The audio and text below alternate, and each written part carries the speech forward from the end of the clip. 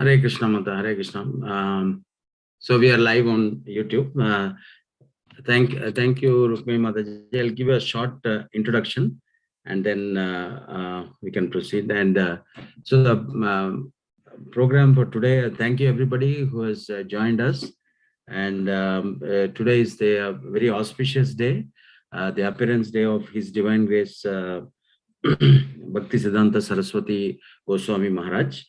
And we are very happy to have Rukmini Mataji with us. So a short introduction. Rukmini Devi Dasi was introduced to Krishna consciousness from childhood. She grew up going to ISKCON Denver and then ISKCON Los Angeles. In 1991, Srila Bhakti Pramod Puri Goswami gave her her first initiation. And in 2006, Srila Bhakti Vallabh Tirtha Goswami gave her second initiation.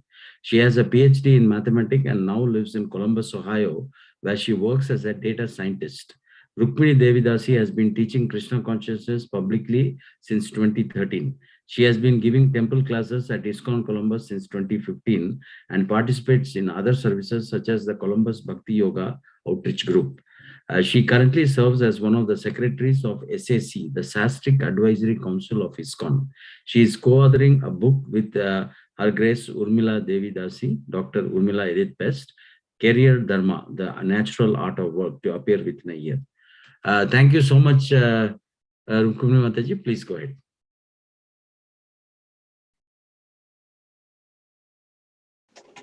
Thank you, Ramesh Prabhu, for kindly inviting me to speak and purify myself, and for that kind introduction. So I'll start, as you requested, with Jai Radha Madhava.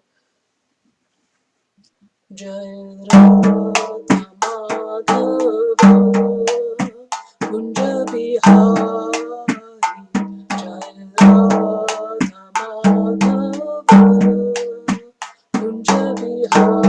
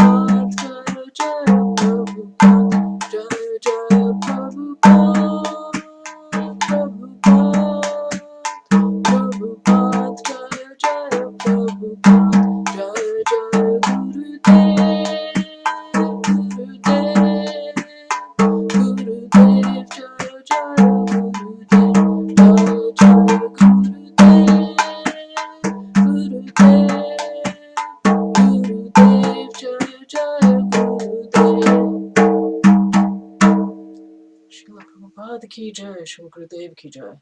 Jagat Guru Srila Prabhupada Bhaktisiddhanta Saraswati Thakur Ki Jai.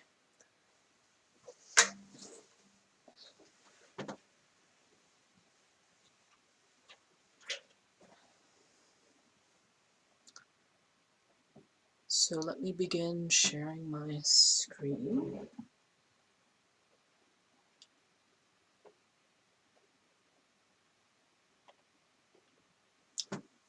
You are seeing my screen? Yes, Bhanta. Yeah. All right. So thank you. We'll speak about Srila Bhaktisiddhanta Saraswati Thakur Prabhupada, Universalist Revolutionary. So I'll begin with some prayers. Why is this not advancing? Here. So first, I'll pray to all the Vaishnavas, my mother, Devi Dasi, and to all of you who are present for your blessings. Vanchakalpatrupascha kripasindubheva patitanam pavanebhyo vaishnavebhyo namo namah. And then to my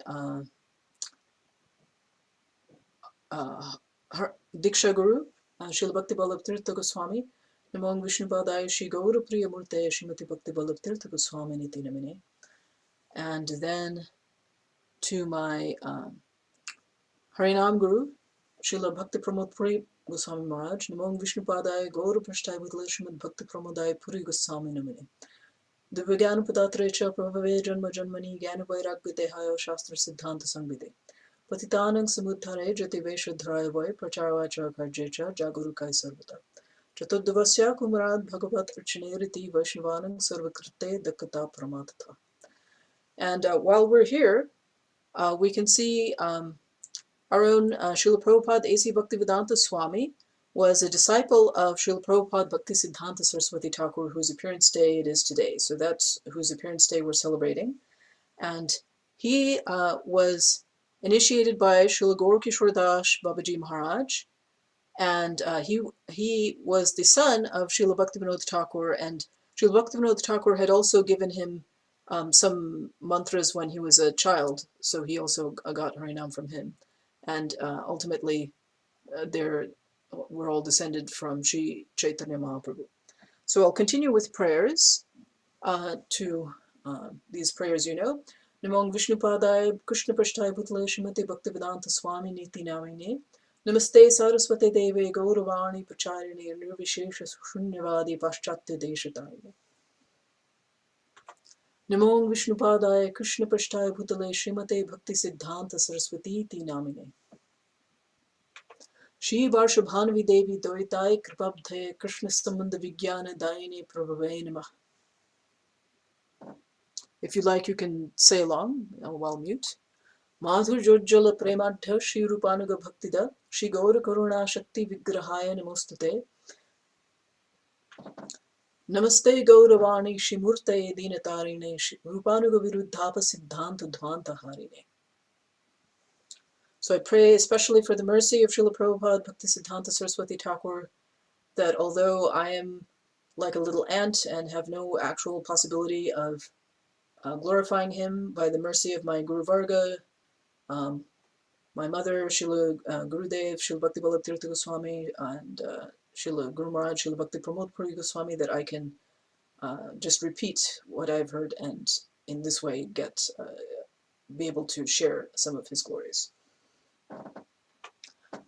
Also today is the disappearance day of Srila Gauragovinda Swami, so I won't have time to actually speak about him. However, you can find more about him online. So here are some links. You can find him at, you can find a sketch of his life at holydham.com, and you can find his books at Tattva Vichar Publications. And many of you probably are familiar with Madhavananda Prabhu, this wonderful devotee who is his disciple and who speaks about, who gives Harikatha regularly on Facebook. I see that there is a chat. Oh, okay, that's not for me. All right, so we are here to celebrate the Lion Guru. So here he is. He's on the right, striding regally. And he is Srila Prabhupada Bhaktisiddhanta Saraswati Thakur.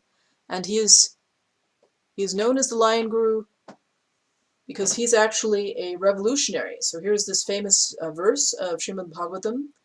Tadvag visargo janataga viplavo yasmin prati shlokam abadhavatyapi namanyanantasya yashonkitani yat shanvanti gayanti grananti sadhava. On the other hand, that literature which is full of descriptions of the transcendental glories of the name, fame, forms, pastimes, etc. of the unlimited Supreme Lord is a different creation, full of transcendental words directed towards bringing about a revolution in the impious lives of this world's misdirected civilization. So this word viplava means revolutionary, this Sanskrit word in the verse. Such transcendental literatures, even though imperfectly composed, are heard, sung, and accepted by purified men who are thoroughly honest. So I have spoken about Srila Prabhupada Bhaktisiddhanta Saraswati Thakur on previous occasions in this venue. In fact, a year ago I also gave a talk. And generally I have focused there on why there was a need for a revolution, and then on his life. And then only at the end did I come to how was he revolutionary. And because of that, I felt that it didn't give sufficient time to describe how he was revolutionary. So in this talk, I will focus first and primarily on how was he revolutionary. So this is an outline of several aspects. These are not all the aspects, but several aspects of how was he revolutionary. So the first is that he was not nationalist, not a nationalist revolutionary. And the second group concerns ashram, so a few points. The Grihasta Ashram, his views of women devotees, his concerns for women devotees, and the Sannyas Ashram.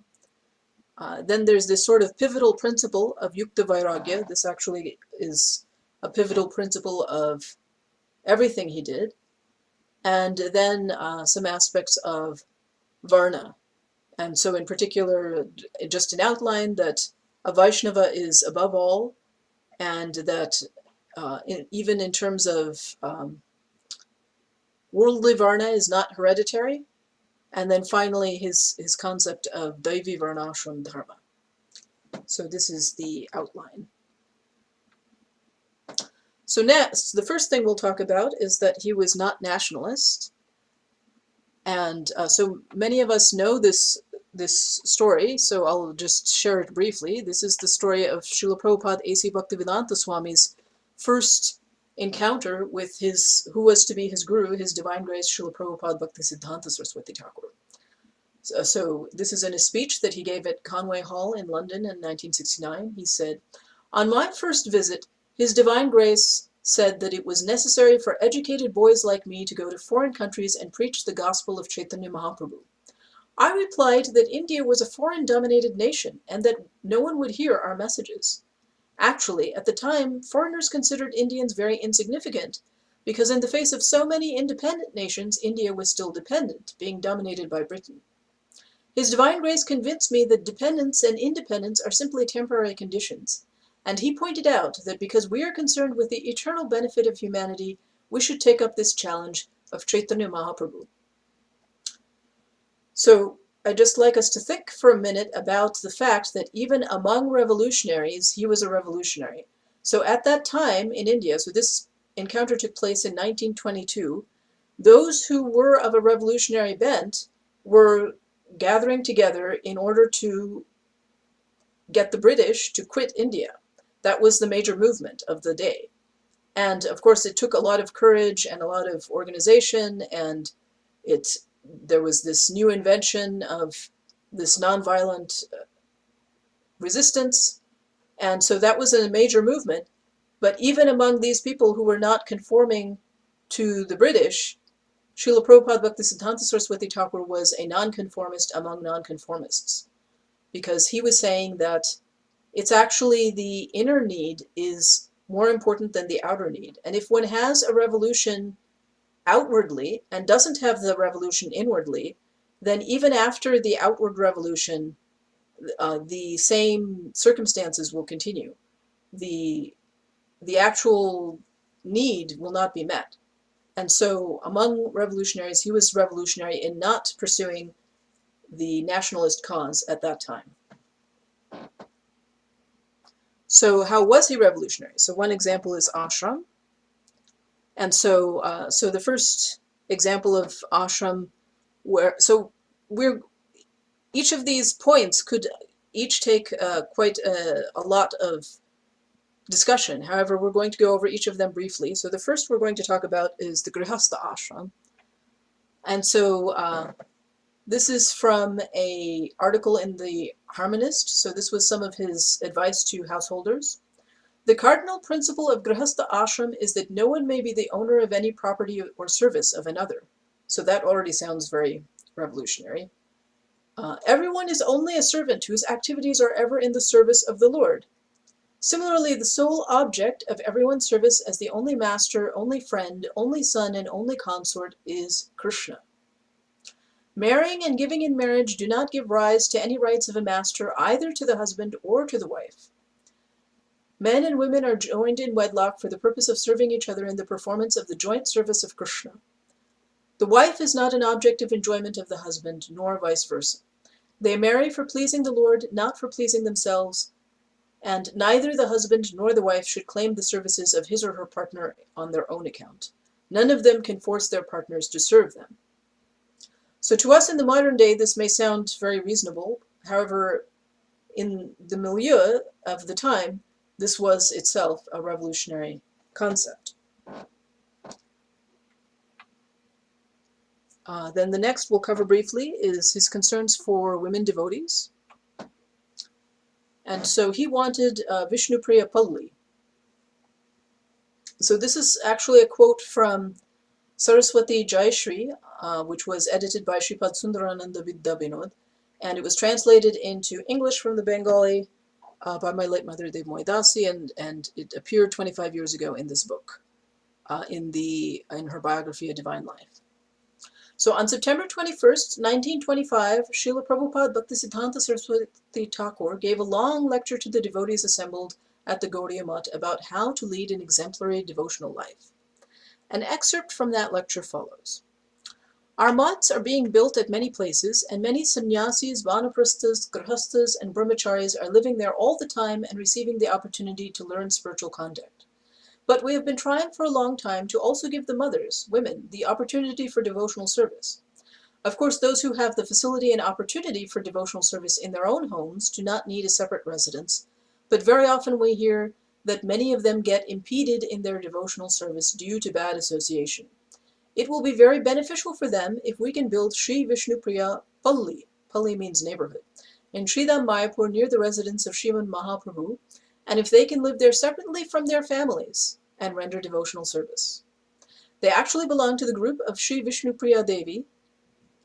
Therefore, it is proper for them to live in the house of Srimad Mahaprabhu and to serve him under the shelter of Sri Vishnupriya Devi. There should not be any bad association or mundane male association for them there. It is necessary to have such an exemplary neighborhood so that the mothers can read scripture every day, discuss devotional topics with each other, and have ishtagoshti about devotional topics, so they can give up all luxury and live an exemplary saintly life and always chant the holy name, and take care of the ingredients of Srimad Mahaprabhu's service and serve him in every way.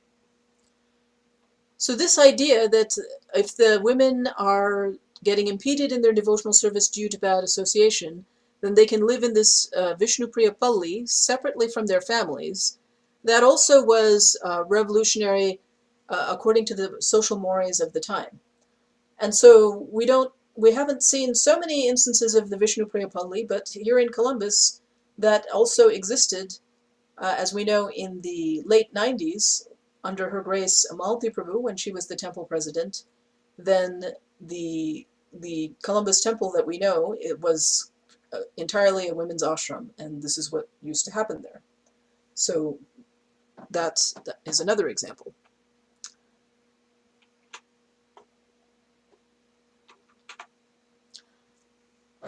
And the next item of the ashram, and perhaps the most prominent, is sannyas. And this is Srila Prabhupada Bhaktisiddhanta Saraswati Thakur on the day that he accepted sannyas. So he inaugurated the Gaudiya Vaishnava Sannyas order. So on Gaur Purnima Day, March 7th, 1918, in Mayapur Dham, he went with a lot of devotees and went inside the Rajapattan temple. And there he remembered his Gurudev, Srila Gorkishore Das Babaji, and some say there was a picture of him there. But his Gurudev, Srila Gorkishore Das Babaji, had disappeared in 1915. So within the temple he went and he took Tridandi sannyas, and then he founded Sri Chaitanya Mat on the same day, and subsequently over the course of his his continued activities, he subsequently initiated 18 to 20 sannyasis. Now, you may remember that Sri Chaitanya Mahaprabhu himself, of course, took sannyas. However, he took sannyas from Keshava Bharati, who was of an impersonalist order of sannyasis, and gave him Ekadanda sannyas. So the Ekadanda is the single rod, which signifies that everything is one. Whereas Srila Prabhupada, Bhaktisiddhanta Sarasvati Thakur took Tridandi sannyas. Now, although Sri Chaitanya Mahaprabhu had taken that's sannyas from that impersonalist order, he did not himself initiate any more sannyasis. So until this time, in the Gaudiya Vaishnava Sampradaya, there was no sannyas order. And so this was one of Srila Prabhupada Bhaktisiddhanta Saraswati Thakur's revolutionary accomplishments, was founding this sannyas order. And it was a Tridandi sannyas order. And we'll be saying more about that in a few of the subsequent points about how it was revolutionary. There were various revolutionary aspects. So the next item that we'll talk about is Yuktobairagya. So what is Yuktobairagya? Yuktobairagya is engaged renunciation. So we may be familiar with the idea of Phalgu Vairagya, which is dry renunciation, and Yuktobairagya, which is engaged renunciation. So Phalgu Vairagya is simply giving things up and considering that one is very austere. And the thing is that renunciation is actually itself an opulence of the Lord. So if one is engaged in Phalgu Vairagya, or dry renunciation, one is actually trying to take on to oneself one of the opulences of the Lord, which is the opulence of renouncing. So we hear many times in class that if I go and walk by a bank and I say, I renounce all the money in that bank, then it's kind of silly, because all the money that is stored in that bank didn't belong to me in the first place. So this concept of Phalgu Vairagya, or dry renunciation, is actually not the highest concept. So here we see an example of Srila Prabhupada Bhaktisiddhanta Saraswati Thakur in engaged renunciation. He is sitting in the back of this car. And so that means that this car is being used in Krishna's service. And for the purpose of Krishna's service, he is riding in the car. So yukta means engaged. Nothing is to be seen either. We're not to have either attachment or aversion for material objects, but we are to use them in Krishna's service. So they are neither ours to be repelled by or to be attracted to. They are just to be used. And here we see the Goryamat logo that Srila Prabhupada Bhaktisiddhanta Saraswati Thakur made. And it is a very esoteric and interesting logo. The 6 opulences are on the points of this logo. So this says Om Nam, and these are the 6 opulences. This is Jash, or fame, Shri, or beauty, Gyan, which is knowledge, Vairagya, which is renunciation, one of the 6 opulences, as I just said. And I can't really read this, but I think it says, it must say Aishwarya, which is wealth, and Virya, which is strength. So these 6 opulences, they all belong to Krishna, or here is Mahaprabhu. And then everything is to be used in Krishna's service. So on the left side is the whole left side is Vidhi, which is devotion according to the path of rules and regulations. So here the deities, Shri Radha and Krishna, are being worshipped on an opulent throne. And here on this side is Rag, which is the path of spontaneous devotion. And here they're in the simple, sweet village mood, and they're under a tree. So this is the Vraj mood. So so Archan, this is deity worship, and this whole side is Pancharatrik, which is the rules and regulations of deity worship, is on this side, and this side is Bhagavat. So it is according to the Bhagavatam, and it includes the path of spontaneous devotion. So in particular, this says Kirtan, And here we have the mridanga, which is used in kirtan. And here is something that we may have trouble recognizing because the ones in the modern day don't look like this, but this is a printing press. And so this is what Srila Prabhupada Bhaktisiddhanta Saraswati Thakur called the Brihad Mridanga. So as you often hear, that the mridanga was made for kirtan so that throughout a city block, one can hear the sound of the mridanga and know where the kirtan is. But the printing press, the Brihad Mridanga, can be heard much further. It can, the words that go through the printing press can be heard all over the world. So this is another example of engaged renunciation. So this was a technology, a modern technology, and instead of renouncing it and saying that, oh, well, I won't have anything to do with technology, Srila Prabhupada Bhaktisiddhanta Saraswati Thakur used it in Krishna's service to spread the glories of the Lord. So that's another example of engaged renunciation.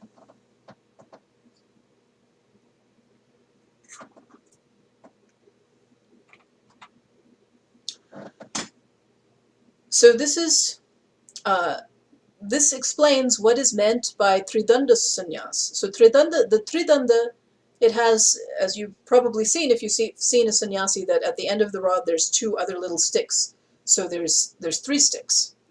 And so those 3 sticks represent body, words, and deeds, that all of these are dedicated by the Tridandi sannyasi in the service of the Lord. So, of course, all sannyasis exit the plane of exploitation, where one is trying to serve one's own senses. And as I just explained, that the Tridandi sannyasi also exits the plane of renunciation, where one is trying to negate the world, but instead they're on the plane of dedication. They're dedicating their body, words, and deeds for the Lord. So everything is dedicated. So here's a quote from a letter of Srila Prabhupada Bhaktisiddhanta Saraswati Thakur. One can attain Hari Bhajan and the mercy of Mahaprabhu by attempting to reveal and preach the glories of Guru and Gauranga while internally cultivating the Vairagya described in Prarthana and Prem Bhakti Chandrika. These are both books of Srila Narottam Das Thakur. And by mentally accepting therefrom such utterances as, when will I completely renounce the 6 varieties of sapor and live in Braj by begging food?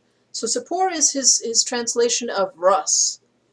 So it's that we're not trying to get any ras for ourselves out of these sense objects.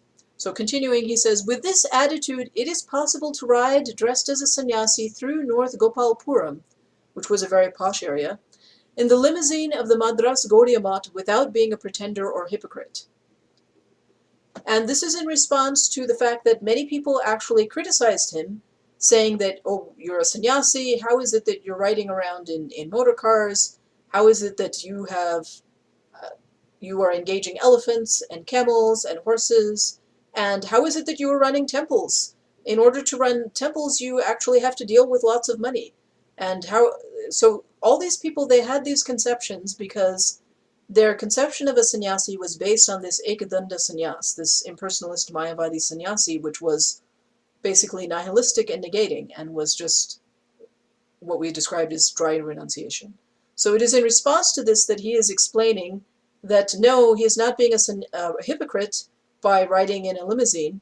He's using that limousine to go about on Krishna service. And so that is the real meaning of sannyas. And so that was quite different from the sannyas order that people were accustomed to in the day. And so that is another example of how he was revolutionary. Next, we will talk about Varna. So we'll talk about 2 conceptions. There is Paramarthik, which means transcendental. It's related to the supreme goal. Param is supreme and Artha is goal. And there's Vyavaharik, which is behavioral. So that's related to activity in the world.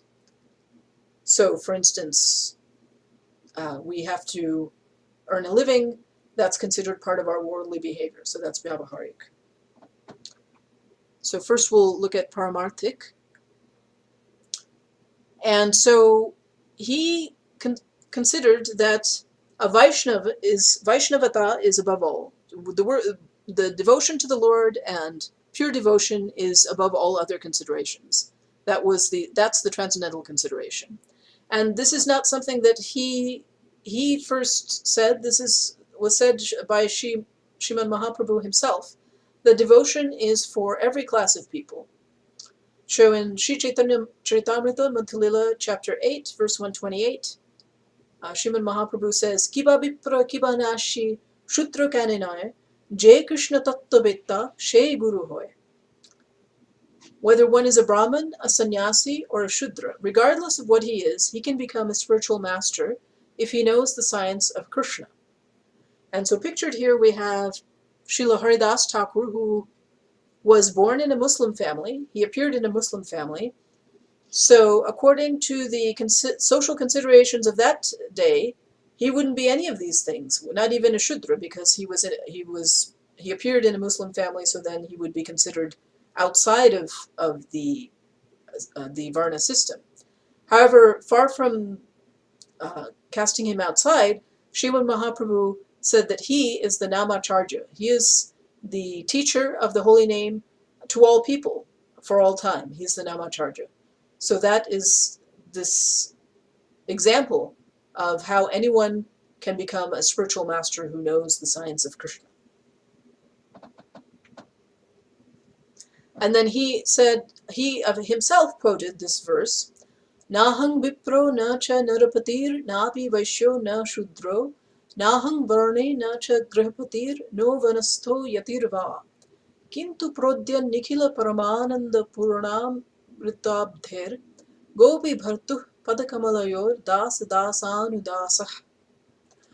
I am not a Brahmin, I am not a Kshatriya, I am not a Vaishya or a Shudra, nor am I a brahmachari, a householder, a vanaprastha, or a sannyasi.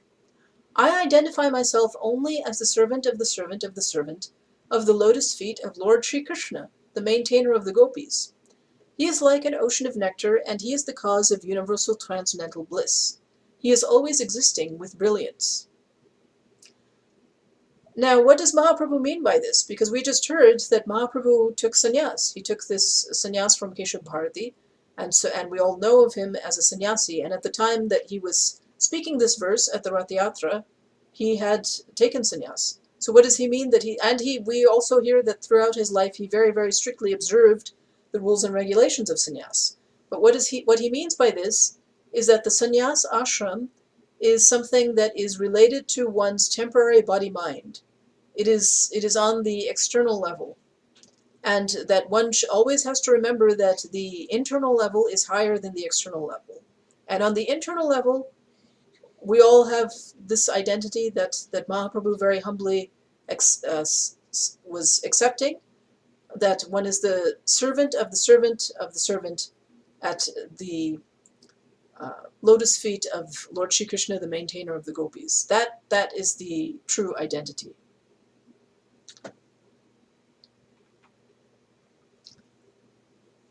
So this was actually a subject of quite a bit of controversy, and so in particular I'll describe the incident that took place in 1911.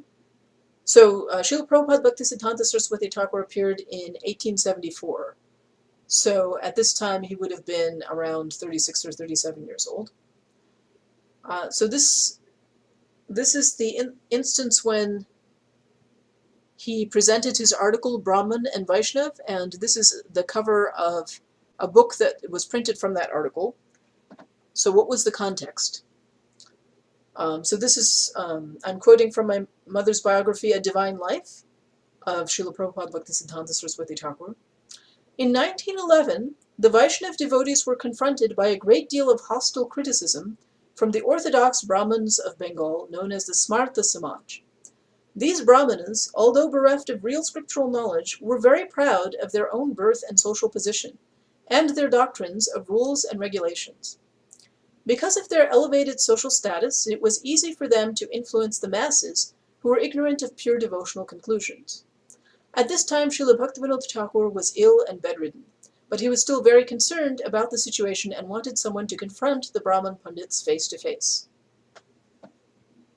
So that was the context in which, in accordance with Srila Bhaktivinoda Thakur's desire, and having been so requested by the famous scholar Sri Madhusudan Goswami of Vrindavan, Srila Prabhupada arranged, so Srila Prabhupada here refers to Srila Prabhupada Bhaktisiddhanta Saraswati Thakur. Srila Prabhupada arranged a meeting with the Brahmin Pandits at the town of Balighai in Medinipur district. Pandit Sri Vishwambara Ananda Dev Goswami presided over this meeting. Srila Prabhupada read there his famous article, Brahman and Vaishnava. When he arrived, the assembled scholars were sitting in two different groups. Those who believed in the superiority of Brahmins over all other classes of people, and those who believed in the superiority of Vaishnavas, irrespective of birth or social position, over all other classes of people. At first, Srila Prabhupada quoted from many scriptures glorifying Brahmanas. The joy of the assembled Brahmanas knew no bounds, because even they did not know that there was so much glorification of Brahmanas in so many different scriptures. But then Srila Prabhupada started his glorification of Vaishnavas, again based on scripture, which far exceeded the glorification of Brahmanas in quality and quantity. This time, the Brahmana Pandits were not so pleased. Unable to respond to the evidence presented by Srila Prabhupada, they started shouting. One or two of them desperately tried to present new arguments, but Srila Prabhupada crushed those also by dint of his scriptural knowledge and irrefutable logic. He personally answered all questions and refuted all arguments by the Brahmanas, and thus established the superiority of pure devotees over all classes of people.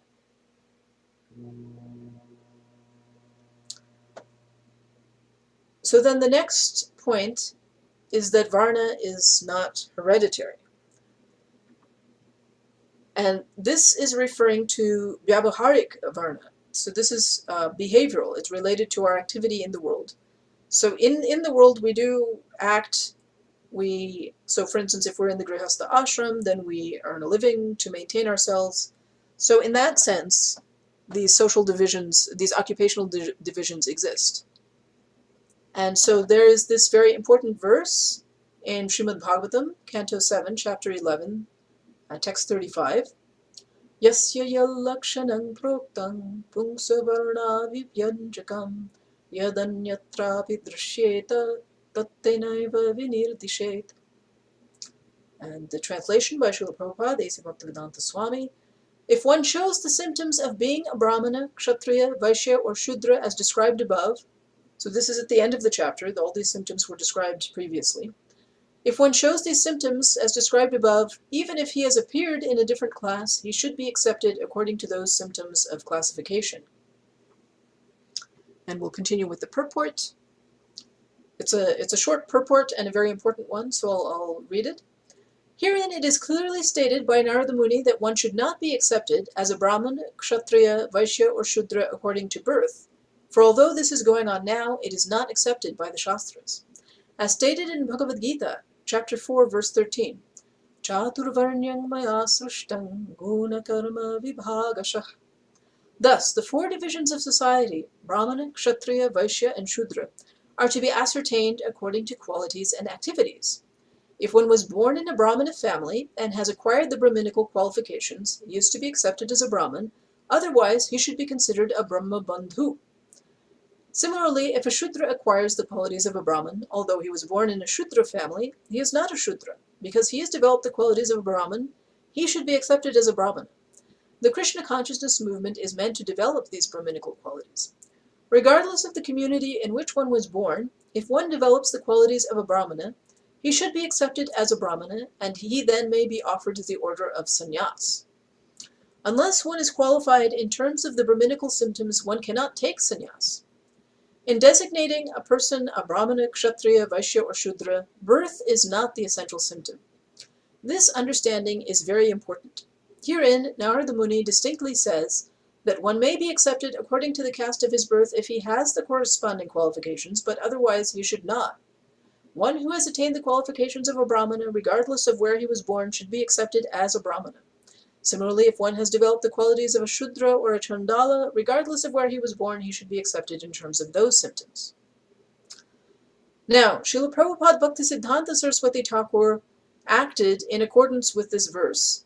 And so, for instance, one thing we need to state is that the family in which he appeared in the family of Srila Bhaktisiddhanta Thakur, whose birth name was Kedarnath Datta. So this was not a hereditary Brahmin family. This was a family of Kayasthas. Kayasthas is the second class in the Bengali system of classes. So if you think back to when we said that Srila Prabhupada Bhaktisiddhanta Saraswati Thakur took sannyas, he went into the temple and he looked at a picture of his Gurudev, and then he took sannyas himself, basically. So does anyone know why he did that? So I'm not seeing any raised hands, but maybe if someone wants to unmute and say, oh, I see Rupamandri. You want to unmute? Because he didn't think there was, he didn't find any qualified persons to give him sannyas at that time? Yeah, he didn't find any qualified persons to give him Ekadanda sannyas. I mean, he didn't think that Ekadanda sannyas or impersonal sannyas was a thing that we should adopt. However, he had gone to South India and seen the sannyasis of the Ramanuja Sampradaya and the Madhva Sampradaya. So there did exist Tridanda sannyas already. However, instead of taking sannyas from one of them, he took it himself. And the fact is that he would not be given Tridanda sannyas by them because he didn't appear in a hereditary Brahmin family. So this was also a revolutionary act on his part, was to inaugurate the sannyas order and to himself take sannyas, because according to their conception, he was not allowed to take sannyas. And so he took sannyas, and he also, of course, was given diksha by Srila Gaurkishore Das Babaji, and so he had the qualifications of a Brahmin when he took sannyas, so therefore he was able to take sannyas. However, they did not consider that. And he initiated disciples from all classes of heredity. So they could be born as a Brahmana, they could be born as a Kayastha like himself, they could be born in some classes that are other than Kayastha, that might have been considered lower classes according to this hereditary conception. He would give initiation to all of them. And because he considered that the important thing is one's qualities, not the family that one was born in. So this was a revolutionary act, and it was such a revolutionary act. Sorry, this slide is taking a while to advance. That it aroused quite a bit of opposition, because it was actually going against the social order and the power structure of that time. So I'll read an excerpt from this book by my mother, Devi Dasi, called A Life of Devotion. A very unexpected incident took place during the Gaur Mandal Parikrama of 1925. Hundreds and thousands of devotees assembled at Porama Tola, Navadvip, for preaching and Sankirtan. Their lordships, Shishi Radha Govinda, were placed on the back of a decorated elephant, and they were guarded by 2 devotees. Sannyasis were giving lectures, and many people assembled to listen to the Harikatha. Unbeknownst to them, some carriages which had been filled with broken bricks and draped with cloth were waiting nearby. Uh-oh, what are those there for? There was a violent attack. Suddenly some thugs started throwing these broken bricks at the assembled devotees. Sri Sundarananda Vidya Vinod, who was on the elephant, immediately guided it away from the scene to protect their lordships. The devotees first tried to appease the thugs by reasoning with them, but this did not work. Many of the devotees were wounded and began bleeding. All the devotees tried to look for shelter in the nearby homes, especially for Srila Prabhupada, but all the nearby homeowners had been ordered beforehand not to open their doors. They were also afraid that they too would be attacked by the thugs. So then, how did Srila Prabhupada escape? Amidst the shock and confusion, Somehow Shri Vinod Bihari Brahmachari, later Srila Bhakti Pragyan Keshav Maharaj, managed to take Srila Prabhupada inside a house. There he exchanged his white clothes with Srila Prabhupada's saffron clothes so Srila Prabhupada wouldn't be recognized.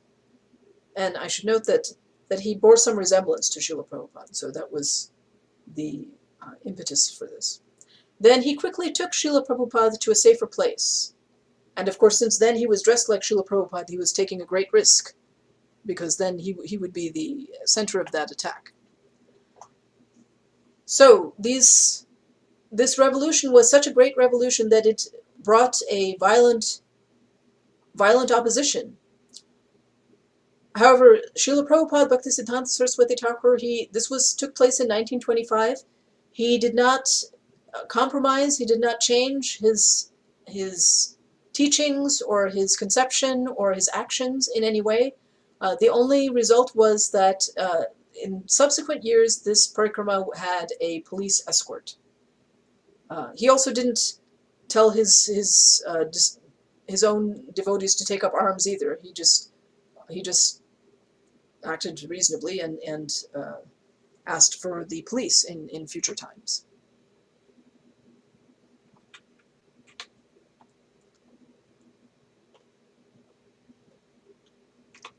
Oops. So if it's not hereditary, then what is it? So there's Devi Varna Ashram Dharma. So this was this concept, the actual concept. Devi means divine, Varna Ashram Dharma, which was propounded by Srila Prabhupada Bhaktisiddhanta Saraswati Thakur. And so we have these two conceptions of the paramarthic, or transcendental, related to the supreme goal. So first we'll talk about that. What is the concept of Devi Varnashram Dharma? And so this is an excerpt from an article in The Harmonist, volume 28, number 4, pages 125 to 126. Sri Chaitanya recruited his followers from all ranks of the people, irrespective of caste, creed, or color. They were initiated into the spiritual life by the ceremonies of Diksha and Upanayana, by the rationalistic method of the Pancharatra. The test of disposition alone was accepted by him in determining eligibility for Upanayana. So Upanayana, as you may know, is the sacred thread ceremony.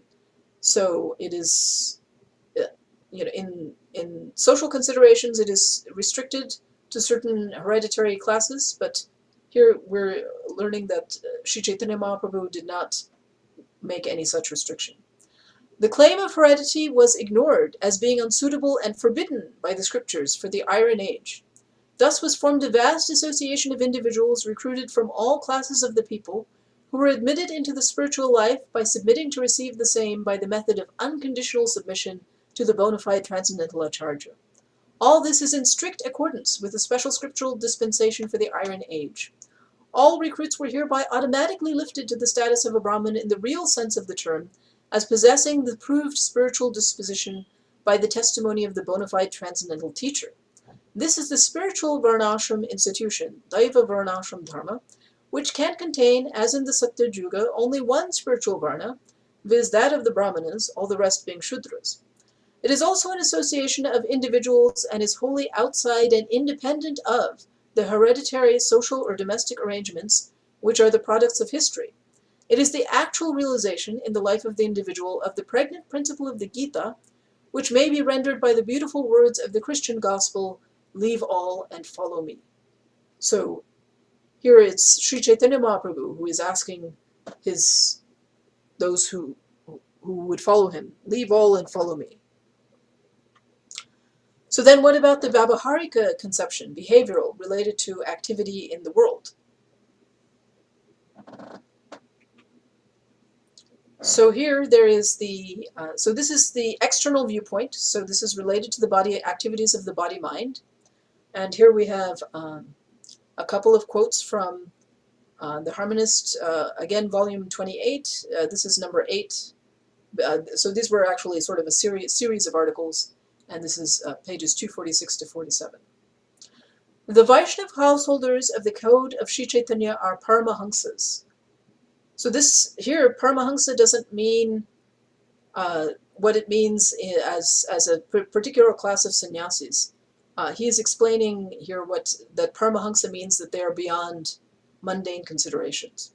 So continuing the article, they might belong externally to any class of the secular society.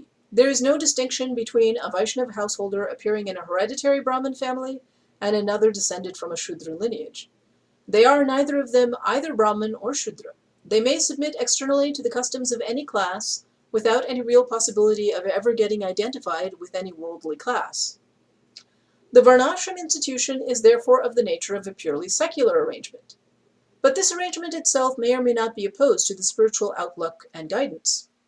If it is not opposed to the ideal of spiritual living, it can only do so by frankly admitting its own inferiority and avoiding all rivalry. It should also allow any of its members to be freely enrolled in the spiritual community. It should, by all means in its power, encourage conversion to spiritual life. If the secular society is organized and administered in this spirit, it should be appropriately described by the designation of Daiva. Any secular society which is deliberately opposed to spiritual living is no less appropriately termed Asura. The difference between the two is described in the Gita. It is not possible for the secular society to be converted en masse into the spiritual. It is, however, possible to convert it into the Daiva Varnashram society. It is also possible that Daiva Varnashram classification itself is not based on heredity. The Gita says so. It will be necessary to study all the implications of the position. For this purpose also the guidance of the Paramahamsas is necessary for avoiding conflict with the spiritual society.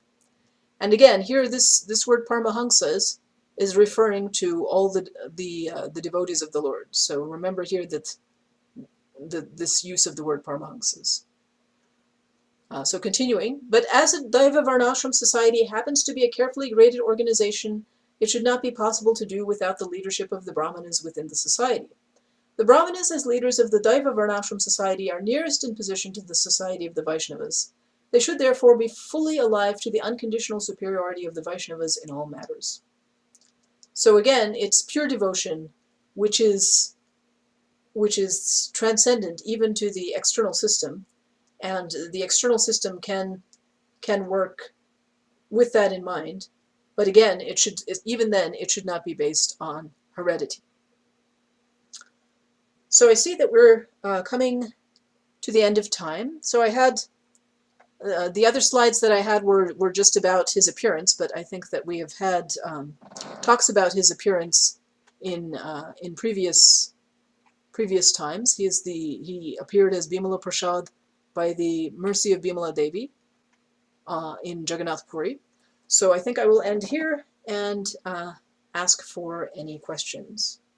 Vanchakalpatarubhasya kripasindubhya patitanam pavnebhyo vaishnavebhyo namo namah.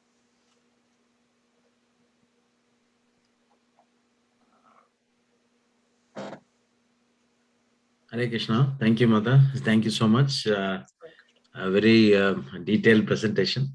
I think there's one question, like you will definitely share the slides with us. Like, are you okay to share the slides? Yeah, I mean, they're on the YouTube, I assume, so might as well. Right. Yeah, that will be really great. So, because some devotees were asking with us so much information. Thank you so much. And yeah, if any of the devotees have questions, please feel free to unmute and you can have any questions on this presentation. Thank you, Rukmini Mataji. It is very enlivening. I mean, you presented the mood very nicely. Thank you very much. Just one question. So can you give some details around this Devi Varnashrama system that you talked about? I kind of was in and out. I apologize for that.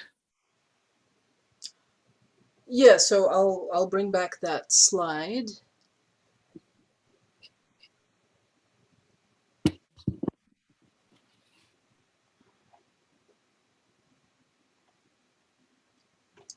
Let me go back.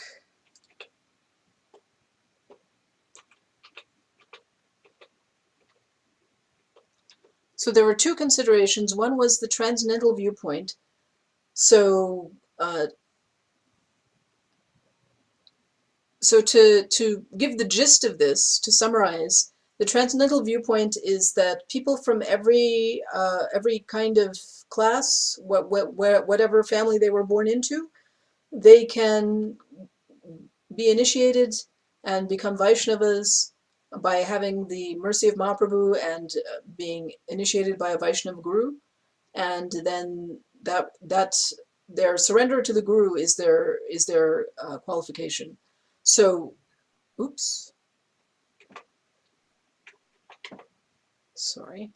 So, the qualification for from the transcendental viewpoint is the proved spiritual disposition by the testimony of the bona fide transcendental teacher. Okay. So that's the transcendental aspect of the Devi Varnashram dharma. And then from the external viewpoint, so from the external viewpoint, he's saying that the secular society, so not everyone may surrender to to a guru to a spiritual teacher. Mm-hmm. So then how should secular society be organized? Then they can be converted to Daiva Varnashram society, even if they can't all be converted to, even if they are not all interested in becoming Vaishnavas. But that classification should not be based on heredity. And then people can be encouraged to understand that the transcendent transcends the external. So that's it in a very brief gist. Is that sufficient? Yes, Mataji. Thank you. Yeah. So then one more question that is coming into my mind is, so when we hear this word Devi Varnashrama, so we know that we have to accept a spiritual master, and by his authority we become part of that one. And within this Devi Varnashrama are these sectors. I know at least Vanaprastha, Brahmacharya, Sannyasa, that is very clear. The other aspect of it where we talk about Vaishya, Shudra, Kshatriya, that one, how are those views classified within Devi Varnashrama? So that is an elaborate and extended question. Okay. Here, Srila Prabhupada Bhaktisiddhanta Sarasvati Thakur says it will be necessary to study all the implications of the position. I see. Okay. And so, as you may know, Her Grace Urmila Prabhu and I have written a book, Career Dharma, The Natural Art of Work. Oh, okay. So our aim was to do this, what he is saying, to study all the implications of the position, and to see how those divisions would work together in a spiritual, in a society that is, not necessarily all Vaishnavas, but are just working together in society. Oh, okay. Yeah, now I remember. I think Urmila Mataji gave one presentation, I think so. Probably yes. Within Columbus, around that. Okay. Well, not when she came to Columbus, but maybe in the Zoom. On the Zoom calls, I meant, yeah. Yeah. Columbus. Yeah. Mm-hmm. Yeah. So it's an extended topic. So. Okay. Yeah. Thank you very much. I think your daughter actually read an early version of that book. Oh, yes. Yeah. Oh, that's the same one? Okay. Yeah. Yeah. Thank you very much. Once again, you beautifully presented again the move. Yeah, thank you so much for your kind encouragement. And I should ask all you Vaishnavas. So let me stop sharing. So I had been quoting from this biography that from two biographies by my mother, and one of them was the biography of Srila Prabhupada Bhaktisiddhanta Saraswati Thakur that she wrote that appeared 25 years ago. And that biography I am wanting to bring out again as a book, as a small accessible book. So I'm praying for all of your blessings, all of you Vaishnavas. Please bless me that we can do that within 2022. Definitely, Mata. Thank you very much. Thank you so much. Mata, I had one question, a quick one.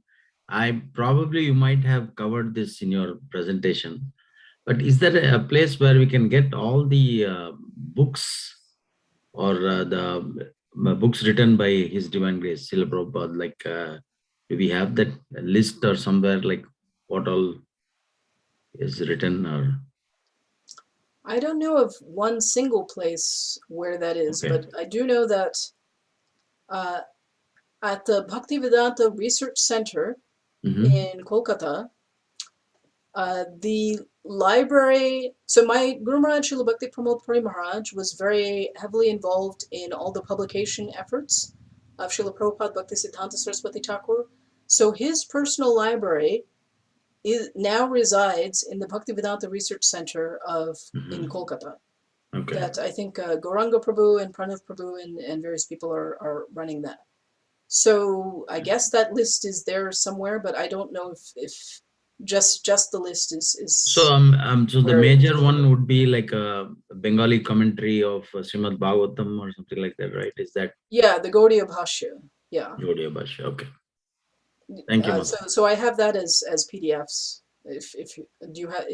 Are you asking for that?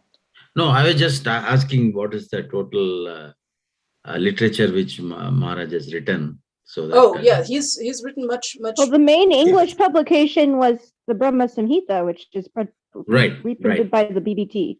He didn't publish that many books in English. Right. Right, but he did have the Harmonist magazine, so it was mostly articles. Yes, and the Harmonist is available in facsimile. And actually, I can, if I step away, I can show you the books that I have by him.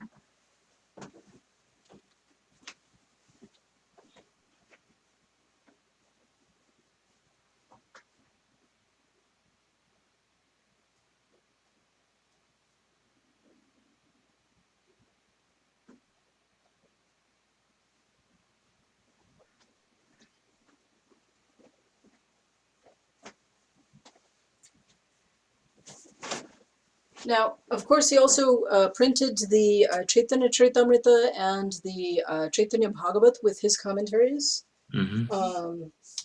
Here's a book of his instructions. It's a translation of his instructions, his Upadeshamrita. Here's a book called Vaishnavism, Real and Apparent. It's actually an article that was made into a little booklet. Here I have a book on Haridas Thakur. This is a book of his letters, Patramrita. This is again in English. So Rupa Mandari, who's on the call, she has all the Bengali ones of these. This is his song Dushtaman Tumi Kishir Vaishnav. It's called Vaishnav K. So this is a book with that Bengali poem in the English translation. Here's a little booklet called Raya Ramananda. So again, it's a small thing that was turned into a little booklet. Here is Hari Bhakti Kalpa Latika, the wish-fulfilling creeper of devotional service for Lord Hari. So that's his composition. Here is Brahman and Vaishnava, and this has not only the original article, but this particular printing also has some of his other writings on that subject. And this is a book called Sri Chaitanya's Teachings, which is, so again, this was not printed as a book while he was manifest, but it's compiled from his articles and then was printed as one book. Perfect. And these, of course, this is not exhaustive. These are just the ones that I happen to have. Thank you so much. Yeah, we cannot even start describing how many books he has written and how many songs he has written. So that's it. Thank you so much for giving us. And I see one hand raised, Ujjwal Nitai Prabhu. You can unmute and ask. Are you able to unmute yourself, Ujjwal Nitai? Oh, I already got the answer. Oh, you okay. got it? That's good. Very nice. Thank you. Thank you, Mata. We are a little bit over time, but we really appreciate you taking time and giving us this amazing discourse. And we have Sadbhut Prabhu. I think we will go with the Narasimha prayers. In terms of, thank you again. So in terms of announcements, I just have like a couple of quick announcements. One is this Saturday is Vijaya Ekadashi. So if anybody is interested in Kirtan, online Kirtan, please let me know. And next month we will send out the next one is the big festival, the is that on Thursday, the 19th, I think it's the 19th, right? Gaur Purnima. Gaur Purnima is coming up. So, sorry, it is the 17th of March.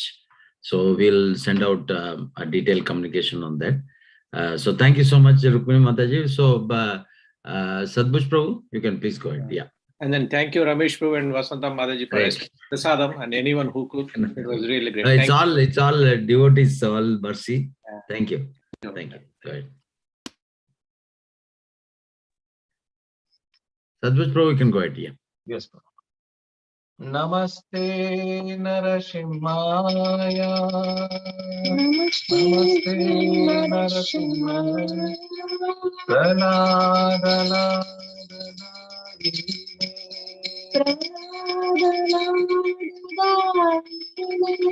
Hiranyakashipu Vakshaha.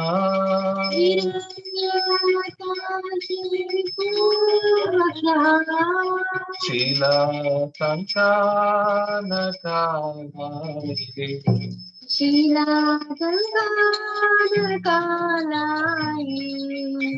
Namaste Narasimhaya.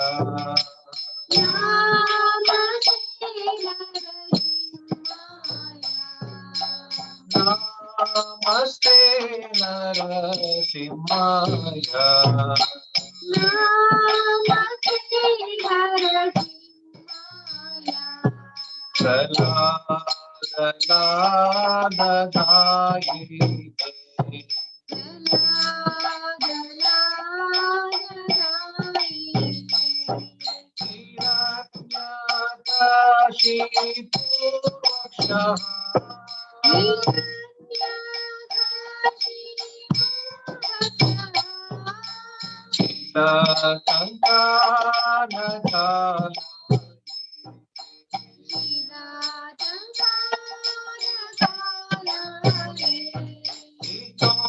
Shima Parato Shima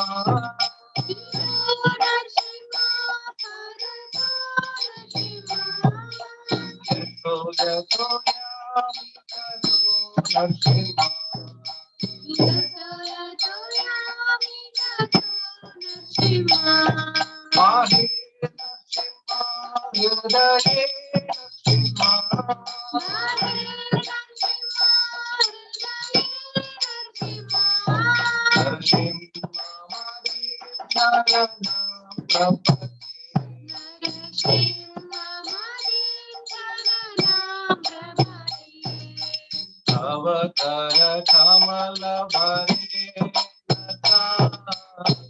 Achuda Sringa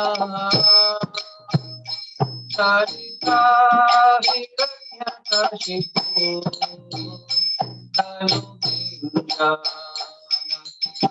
Kechamadita Narahari Rupa Jai Jagadisha Hare Jai Jagadisha Hare Jai Jagadisha Hare Kamala Bhare Achuda Kamala Bhare Achuda Sringa Sarita Hiranyakashipu Tanubinga Kechamadita Narahari Rupa Jai Jagadisha Hare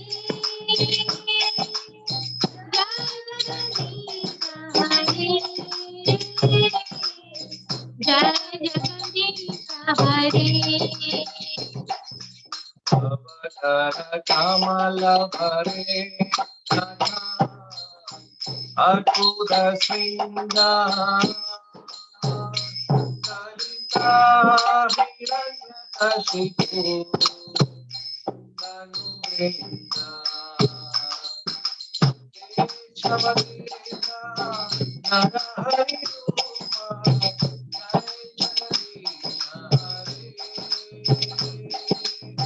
Hare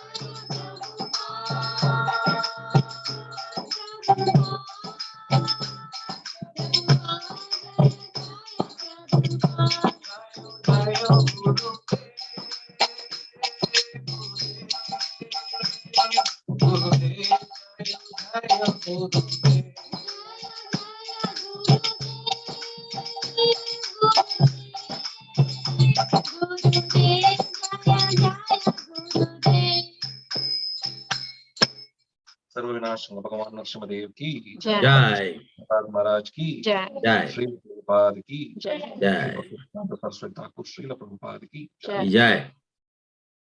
Thank you, Sadhguru Prabhu. Thank you so much. And we'll end with Vaishnava prayers. Vancha kalpatarubhyascha kripa sindhubhyavacha patitanam pavanebhyo Vaishnavebhyo namo namah. Ananta Koti Vaishnava Vrindaki jai. Thank you. Hare Krishna.